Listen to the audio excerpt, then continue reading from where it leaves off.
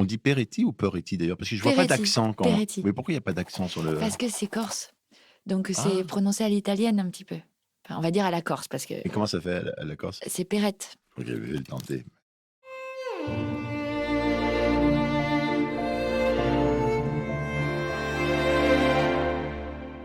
La salle de lecture.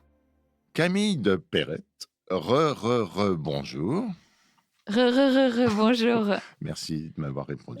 Nous voici déjà en vue de la ligne d'arrivée, quoique encore sur celle de départ du 4e épisode de notre podcast. Un podcast en 4 épisodes à l'occasion de la sortie de votre 9e roman, L'inconnu du portrait. Un podcast sous l'angle très strict, j'arriverai à le dire, du post-partum et en forme d'interview un peu particulier dont je vous etc., donne le principe. Vous avez devant vous des enveloppes.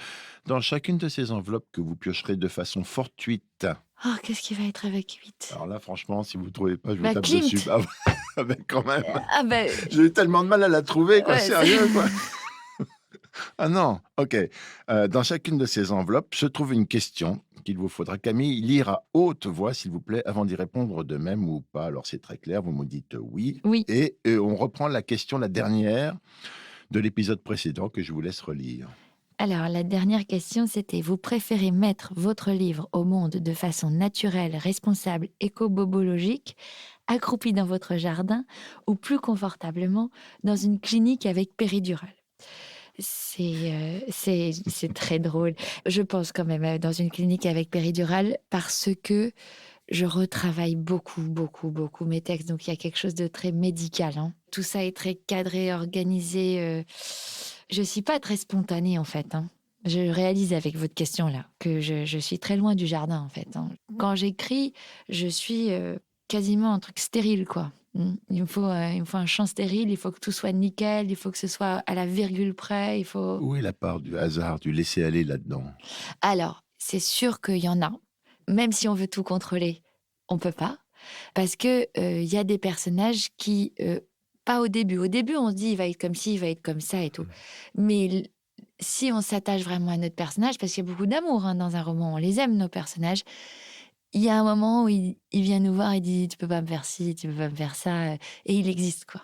Ça fait un peu, folle qui entend des voix, mais n'importe quel écrivain, et vous pouvez en parler aussi, on sait ça. C'est-à-dire que nos personnages, ils existent, ils ont une vie propre et donc bah, ils font pas que ce qu'on leur dit de faire et donc bah, ça, c'est la spontanéité de la magie, en fait. C'est un peu de la magie. Oui, vous avez parlé tout à l'heure de Zola qui tient son stylo comme un scalpel, c'est lui qui Ouais, tient? OK, c'est c'est ça. lui, OK. Mais il y a aussi, d'un autre côté, presque opposé, enfin, je sais pas si c'est opposé ou pas, il y a un Frédéric Dard, Frédéric Dard, c'est le papa de San Antonio et d'un tas de bouquins, pas si mal, pas si mauvais tous, mais qui disait lui écrire avec un balai à chiottes, par exemple. C'est-à-dire qu'en fait, il considérait qu'en fait, non, il faut tartiner et puis c'est tout. Ils sont pas dans la même veine, Oui, quoi. oui. Et les écrivains, vous êtes quand même plutôt au Ouais, scalpel, ouais. Moi, hein. je suis, Vous laissez pas la phrase comme celle parce qu'elle vous vient et qu'elle vous fait rire. Et ben ça, si quelqu'un, et alors ici, là où c'est vache, c'est que souvent quand elle vient direct, c'est la bonne mmh, et que quand on commence à la retravailler, on en a pour longtemps, quoi. mais Et c'est clair. mais oui, mais elles sont pas toutes bonnes dès le début, donc quand même, il faut retravailler beaucoup de choses et puis de temps en temps, il y a aussi, en retravaillant, des pépites qui arrivent. Mmh. Ça, mais ça, c'est beaucoup de rigueur et beaucoup d'acharnement. Peut-être le mot, c'est acharnement. Mais dans notre dialogue, par exemple, Oui. on se connaît pas du tout, vous contrôlez rien. Vous dites les choses ou est-ce que vous contrôlez quand vous me parlez, par exemple? Vous vous Non, dites est-ce que vous réfléchissez vraiment à ce que vous allez me dire avant ou des choses comme ça? Pour les mots j'ai compliqués, je sais, mais pour le reste, hein. Ou est-ce que j'ai vous vous lâchez comme ça? Je pense qu'avec vous, c'est facile d'être Mmh, naturel et de se sentir bien. Mais mmh. ça dépend de la personne qu'on a en face. Il y a des gens qui vous crispent et vous vous dites: «Bon, il faut vraiment pas que je commette d'impair», mais vous, non. Non, Donc non, ça oui, va. mais non, mais parce que je dis ça, c'est relatif à l'écriture. Il y a un peu le même lien de temps en temps à l'écriture. Des fois, on a juste envie Ouais. de laisser courir son Mais stylo. voyez ce qui s'est passé dans le bar avec mes serviettes, Ouais, ouais. ça marche pas, quoi. Non, ça n'a pas Non, été terrible. ouais, c'est pas terrible pour Très, moi, en tous très les cas. mauvaise expérience. Après, il y a des auteurs, avec lesquels ça marche très bien, l'alcool, la drogue, tout ça, mais moi, non. Ouais, ouais. Est-ce que la serviette existe toujours? Non, je sais pas. Non, sérieux? Je Elle est non, pas non, encadrée, non, genre quelque non, part avec non, la non, fin? non, non. Ce que je Ça serait trop beau quand même, Non, non, j'ai la fin. pas j'ai pas de fétichisme comme ça. En revanche, ce que je fais, c'est que si j'ai un bon article dans un journal ou un truc comme ça, Mmh. là, je l'accroche dans mes toilettes. Mmh. Est-ce que vous êtes sigolomane? C'est quoi, Ouais, Sigolomane? justement, j'étais tellement content, j'y ai réfléchi depuis une minute. Je voulais vous sortir un mot pourri que vous connaissez pas. Dites-moi. Sigolomane, c'est les gens qui ont le syndrome de Diogène, vous savez? Ah, Qui accumulent les trucs. Est-ce que vous non. accumulez les livres, les trucs comme ça? Alors les livres, oui, Hein, mais hein. très bien organisés, classés par ordre Ouais, alphabétique à pas l'intérieur de bordélique, chaque genre. ça sent pas le pipi, il y a pas des rats partout et cetera. Non, non, Non, c'est non, propre. c'est dangereux même, la manière dont Je c'est vois orga ça. les gens n'ont pas intérêt à déplacer un livre, Enfin, c'est voilà, pas dans assez bien rangé pour que vous n'alliez pas voir sur ChatGPT, pour trouver un truc dans le Proust, c'est hein. ça, c'est ça. OK, OK. Allez, question. C'est le 4e épisode, il faut quand même qu'on drop dans les questions maintenant. On va répondre vite. Alors, on va faire des questions auxquelles on répond vite. Quelle importance accordez-vous à la courbe du poids, courbe des ventes, et que pensez-vous des décisions thérapeutiques parfois prises par votre pédiatre éditeur? Ce serait vraiment mentir que de dire qu'on arrive à être détaché de la courbe des ventes et que le livre, voilà, ça y est, il est sorti et puis on verra bien. C'est hyper important. On est accroché autant au nombre de ventes que au nombre de cœurs, de likes, de trucs. Même si on n'est pas quelqu'un des réseaux sociaux, même si on essaye de on est trop, à poil, enfin je vais c'est on est peut-être trop narcissique quand on est écrivain tout simplement Mmh. pour ne pas, admettre qu'on a tellement besoin que les gens aiment le livre, quoi. Donc ouais, c'est une situation de vulnérabilité et après moi je l'assume, je dis voilà, j'ai envie que mon livre se vende, j'ai envie que les gens m'aiment, j'ai envie que les gens pas même enfin même moi, mais surtout aiment le livre, quoi. Parce que ça, j'arrive quand même à maintenant avec l'âge Mmh. et la grande maturité, j'arrive à faire quand même la différence en disant: «C'est pas toi, c'est Ouais, le livre». clair. Donc voilà, arrête de Bah voilà. oui. Mais malgré tout, c'est quand même notre bébé, quoi, Oui, pour enfin, revenir c'est dans le oh, postpartum, donc enfin, voilà. OK, OK. Merci Ouais. d'avoir rattrapé un peu ce podcast. Question Alors, suivante. encore une question pré-postpartum. À quel moment est-on informé du genre de son livre? Est-ce que c'est une information fiable? Ah bah, moi, j'en suis, informée, avant même le début de l'écriture puisque c'est comme ça que je démarre. Je me dis: «Je m'attaque à un genre». Ouais, on l'a vu tout à l'heure. Voilà, Alors, question suivante. Boum. boum. Allez, hop. Non, parce que là, Question maintenant. très longue, Ah, sur un sujet très flou.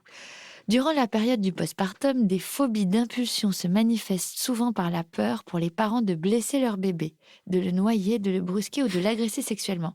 Oui, c'est vrai ça. Les personnes ayant ces phobies souffrent d'une terrible anxiété à l'idée que ces pensées obsédantes ne se traduisent en actes ou qu'elles ne dissimulent une partie très obscure de leur personnalité, jusque-là méconnue. Avez-vous ressenti des phobies d'impulsion après la naissance de votre livre? Alors, oui, carrément. Et surtout, moi, ça se manifeste de manière très simple. Je fais le même rêve, pas toutes les nuits, mais bon, vraiment 3 fois par semaine. Je rate mon train ou je rate mon avion. Voilà.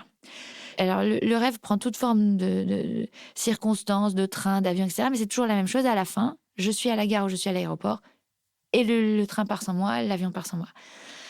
Et c'est fatigant de se réveiller tous les matins ouais. en ayant loupé OK. son train ou son avion. Et alors, je peux vous dire qu'à la sortie d'un livre, là, en ce moment, mais toutes les nuits, je rate l'avion, je rate le train, j'arrive à la gare, j'ai pas mon passeport, ma valise tombe, je dois enfin, c'est infernal. Donc oui, j'ai des choses comme ça qui alors là, l'inconscient, il est bien là. Mmh. Il est, Mais ça veut dire quoi, en fait, rater son train, son avion? ouais, Excusez-moi, je suis assez nul en rêve, quoi. bah, j'imagine que c'est que j'ai peur de rater le truc, quoi, que j'ai peur que ça rate. J'ai peur que ça rate. Vous avez peur que ça rate? Bah ouais, j'ai peur que ça rate. Donc OK. voilà et je vais vous dire, c'est un rêve que je fais depuis si longtemps que parfois à l'intérieur du rêve, je me dis parce que ça commence différemment et dans le rêve, je me dis: «C'est pas vrai que c'est encore un rêve où je suis en train de rater mon train». Donc je sais même que vous voyez? Ah oui, c'est quand même oui, Ouais. OK, OK. Je suis dans des escalators, des trucs comme ça et puis à un moment je dis: «Ah, je suis dans une gare, j'ai compris, ça y est. Et voilà, je vais encore louper le train». C'est ça. Vous avez vu le film avec Nicolas Cage, là, sur les rêves, là, qui est sorti récemment, non? Non, OK, c'est non. Bon, c'est pas grave alors, c'est pas intéressant. Est-ce que vous avez vu le film, Anatomie d'une chute sur cette oui, écrivaine? bien sûr, Oui, ça vous a plu? j'ai adoré. Vous avez Ah, adoré? j'ai trouvé ça magnifique. Vous avez trouvé ça vraiment magnifique? Ah ouais et puis dur, hein, dur. Non, mais vraiment, vous avez trouvé ça Ouais, magnifique? OK, OK. ouais. Non, parce que ma femme aussi a trouvé ça magnifique. Donc du coup, je l'ai regardé et je me suis un Et peu vous, fait vous chier, avez en pas fait. ah là là.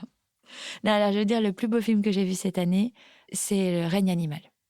Ah, oui, oui. J'ai pleuré. Et moi, j'adore pleurer au cinéma.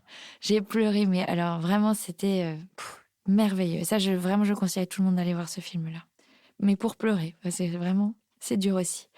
Allez, la question suivante. Allez, votre livre vient de naître et votre livre est moche. Ce n'est pas un beau bébé livre. Vous l'aimez quand même. Oui, on l'aime. Évidemment qu'on Voilà, l'aime. allez, question suivante. Bon, c'est tellement évident. Ces questions sont pitoyables. Non, c'est pas ça, mais oui. Et puis parfois, il est vraiment beau aussi, hein. Il y a un truc avec le... Et puis, l'émotion quand on arrive pour la première fois, quand on le voit à le Quand service on vous de le met presse. dans les bras, quoi. Ah, et c'est ça. Bah, c'est Alors ça, vraiment c'est ça, quoi. vraiment comme un bébé. On se dit, ça y est, il est là, il existe, il est... Mais Ouais. vous avez les épreuves en blanc avant, un peu, non? Que vous Oui, avez... mais la couverture, Oui. le grain de papier et tout, c'est Vous quelque faites les chose. soft touch en couverture, tout ça? Alors, j'en ai eu un en soft touch qui était magnifique. C'est agréable d'avoir un livre en soft C'est touch. vrai, c'est vrai. Mais l'inconnu du portrait, j'aime beaucoup le grain du papier aussi. D'accord, on va voir. En général, ce sont les mamans, les copines, puis les médecins et enfin les sages-femmes qui informent, mentent un peu, mais rassurent les futures mamans. Et vous, c'était qui?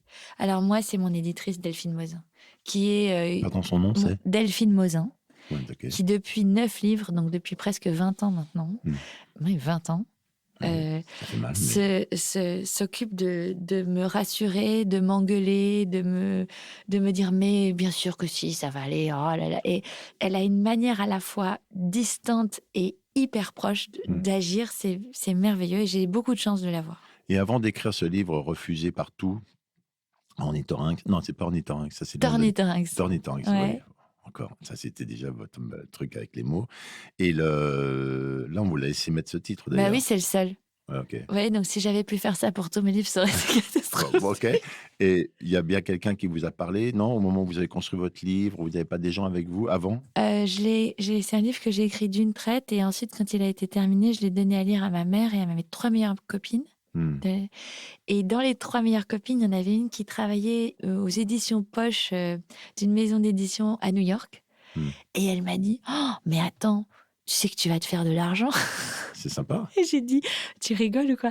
Elle m'a dit « Non, mais attends, je te jure, ce genre de truc, ça se publie, hein, ça se publie, c'est sûr. » Et c'est elle qui m'a vraiment dit, parce qu'en fait, ce premier livre, c'était pas un livre que je voulais publier, je voulais publier le second. Celui qui est arrivé après, qui s'appelait Nous sommes cruels.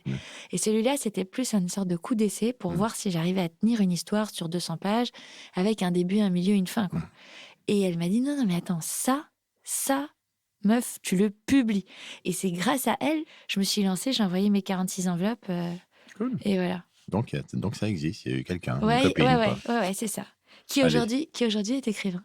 Ah ben voilà. Et qui est formidable, qui s'appelle Violaine Huisman. Question suivante.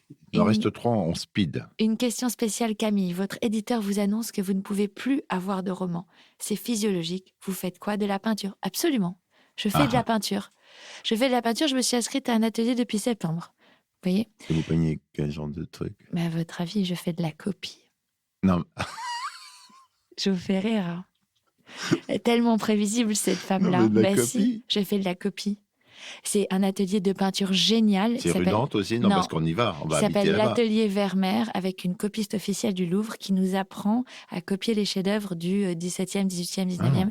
C'est merveilleux, elle apprend toutes les techniques, les pigments, les pinceaux, les médiums, les trucs, le gras sur maigre, le machin.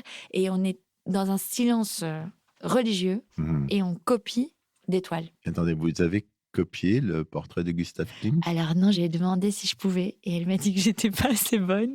D'accord. Et que fallait que je fasse des petits progrès. Quand même. Ah bah évidemment. Mais elle m'a dit fallait faire des petits progrès. Ça va être trop bien. Ça va être trop bien, ces trucs-là. Alors, une question encore. Une question que je viens d'ajouter. Est-ce qu'il faut être dans une situation affective, voire amoureuse stable, pour envisager la naissance d'un livre? Est-ce qu'il faut être en couple? Je vais vous dire, moi, ça fait 17 ans que je suis mariée avec un homme formidable et j'ai l'impression que ça m'a plutôt réussi d'être en couple et dans une situation très stable. Après, est-ce qu'il faut vivre des émotions fortes pour écrire? Nourrir le livre. Oui, ça oui, c'est sûr. Mais je pense que la stabilité affective avec quelqu'un qui... Et puis aussi, c'est bête à dire, mais la stabilité financière, c'est-à-dire quelqu'un qui vous dit « tu peux écrire, il n'y a pas de problème. Il est riche, votre je mari? paye le loyer ». Je ne sais pas s'il est riche, mais en tous les cas, je vais l'épouser, il ne peut pas compter sur moi pour payer le loyer, en tous les cas. Donc ça, c'est sûr. Et est-ce qu'un environnement, parce que vous êtes stable, je reviens à votre fils autiste, enfant handicapé, je ne sais pas comment vous dites ça, mais est-ce que du coup, vous vivez avec ça? Est-ce que ça teinte votre écriture quelque part? Est-ce que c'est quelque part dans votre cerveau, est-ce que ça teinte votre Oui, écriture? c'est obligé, bien sûr. C'est tellement, ça vous change tellement que Mais ça la vous. teinte comment du coup? Ça donne un côté plus peut-être, je sais pas, plus pessimiste, Ah plus non, je non, pense c'est pas. Je pense quoi? peut-être.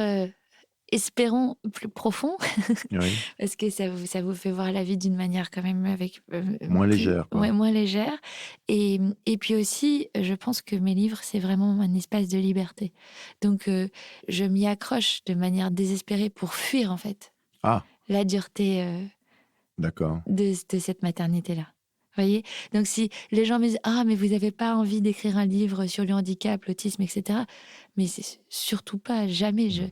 Je c'est tellement dur ce que je vis, Mmh. que je m'enfuis dans mes livres et ils me sauvent, voyez, mes livres.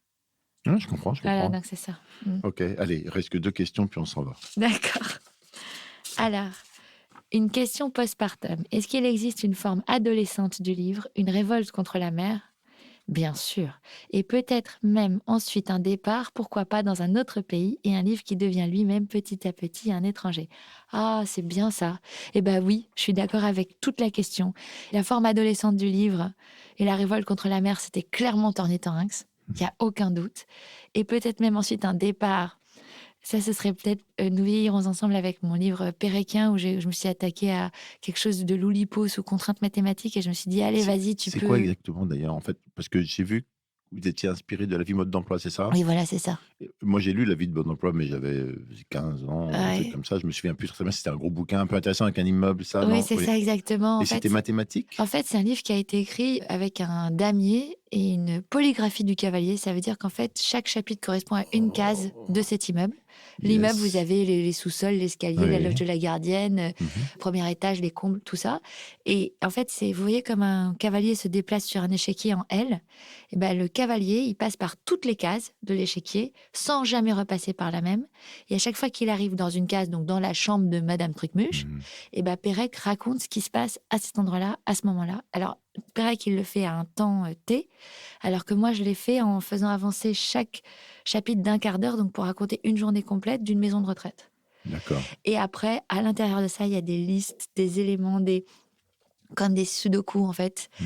Alors ça, c'était vraiment, c'est une prise de tête géniale. Mais et là, à ce moment-là, je me suis dit: «Mais en fait, tu as le droit de t'attaquer à un monument de la littérature comme ça, écrire un livre sous contrainte mathématique avec des formules, des trucs», et donc c'est ce que vous dites dans votre question, c'est un autre pays et un livre Mmh. qui, voilà, qui vous fait partir vers d'autres choses, quoi.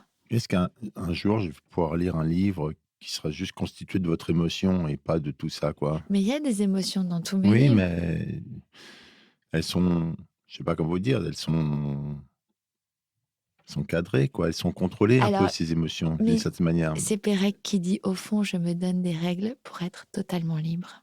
Mmh. Moi, je crois à ça. Moi, j'ai beaucoup de liberté dans mes livres et mes personnages, ils sont pleins d'émotions. Mon inconnue, j'ai totalement vibré avec elle pendant tout le livre. Il y Mmh. avait aucun doute là-dessus. Je crois pas que les règles rendent libre, mais je crois que les règles rendent la liberté visible, ce qui est pas tout à fait pareil. Ah! C'est intéressant.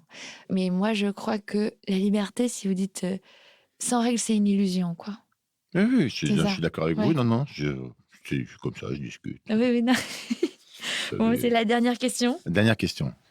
Alors, une question qui me vient comme ça: qui coupe le cordon? Et qu'advient-il du placenta? J'ai appris qu'il y a des gens qui le mangent parfois. Alors, qui coupe le cordon? C'est l'imprimeur. Ça y est, quand le livre existe. Mmh. Quand il est encore à vous tant qu'il est caché. Mais du moment qu'il est sorti, que Mmh. l'imprimeur l'a imprimé et qu'il est possiblement en librairie, ça y est. Donc c'est l'imprimeur et le libraire. C'est peut-être le libraire qui coupe le cordon finalement, je sais pas. Bon, en tous les cas, Le premier acheteur ou je sais pas, ouais, peut-être? le premier lecteur. Mmh. Le premier lecteur. Mais il y a quand même le côté, il doit exister physiquement, le Mmh. livre. Et Je après, comprends. il est plus à vous. Parce qu'il est plus caché dans votre ordinateur que vous lisez dans votre tête, quoi. Ça y est, il y a d'autres gens qui peuvent le lire. Et alors, le placenta, eh bien, c'est très simple. Moi, mon placenta, ce serait, à chaque fois que j'écris un livre, au-dessus de mon bureau, j'accroche toutes mes Mmh. recherches, la structure du livre, les cartes postales, Ça fait un peu comme dans Trou détective, les Oui, c'est machins, il y ça. a des Alors, cartes partout, ah mais vraiment, de ouais, ouais, Vienne à OK, OK, partout. OK. Moi, là, pour l'inconnu du portrait, j'avais le plan de Vienne, le plan de Mmh. Plaisance, les machins, enfin, Ça va être trop cool, franchement. ah ouais. Et alors, en sachant qu'au début, le mur est vide. Hein. Hmm. Et puis, on recommence pour un nouveau livre à chaque fois. Et donc là, j'ai tout enlevé. J'ai Et tout vous le en faites quoi? placenta. Genre, c'est dans un carton avec marqué le nom? Ouais, C'est ça? exactement. C'est dans Ah. une enveloppe, c'est dans une pochette en plastique avec des rabats. Parce qu'en Hmm. fait, c'est pas beaucoup, comme c'est tout accroché au mur, ça Ok. prend pas tant de place que Hmm. ça. Et je le mets dans cette pochette en Moi, je plastique. suis Et un peu puis, déçu par le côté plastique de la pochette. Je voyais bien un truc joli, quoi. non, Vous non. n'achetez pas des boîtes en fonction du livre, par exemple? Une boîte que vous achetez à Venise pour mettre les Ah trucs ouais, là, non, non, non? non, Non, non, vous n'êtes non. pas ce genre-là? On classe les pochettes. Ça fait carrément Elles peur, moi. sont toutes identiques. Madame Et elles sont Formica. toutes en plastique avec des rabats. Et c'est pratique et c'est organisé. Voilà. Et donc, c'est ça mon placenta. Et c'est vrai que c'est un sacré moment quand on décroche le mur et qu'on dit, allez, c'est fini, on passe au prochain. Et là, mon mur, il est tout blanc. Il y a vraiment rien dessus. Et il faut recommencer à Eh nouveau. ben, Camille, je vous souhaite le meilleur pour le prochain. Merci beaucoup. Je vous remercie. Votre épreuve est terminée. Il ne me reste plus qu'à vous remercier de votre présence et pour toutes vos réponses qui nous éclairent sur votre personnalité complexe et sur votre 9e roman dont je rappelle une dernière fois le titre. Il s'agit de L'inconnu du portrait de Camille Peretti ou Perrette si vous êtes corse aux éditions Calman Lévy. Et s'il vous plaît, courez l'acheter en librairie. Merci Salut beaucoup. et au revoir. Au revoir.